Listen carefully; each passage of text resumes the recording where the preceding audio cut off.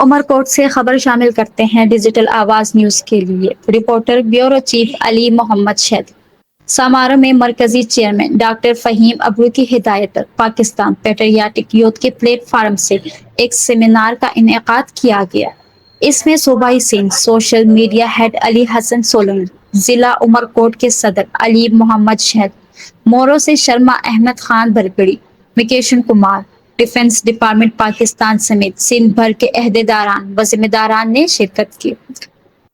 ہر سال کی طرح اس سال بھی ٹاؤن کمیٹی سماروہ میں 78ویں یوم آزادی کے موقع پر ایک پروقار پروگرام کا انعقاد کیا گیا۔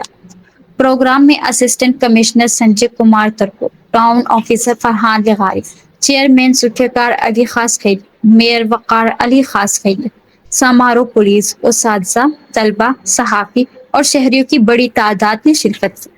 تقریب کا آغاز تلاوت کلام پاک سے ہوا، جس کے بعد ملی نغمے اور تقاریر پیش کی۔ سماروہ پولیس کی چاق و چوبند دستے نے سلامی دی۔ اس موقع پر چیئرمین ٹاؤن کمیٹی کی جانب سے طلبہ میں انعامات اور مٹھائیاں تقسیم کی گئی اور یوم آزادی کا کیک بھی کاٹا گیا۔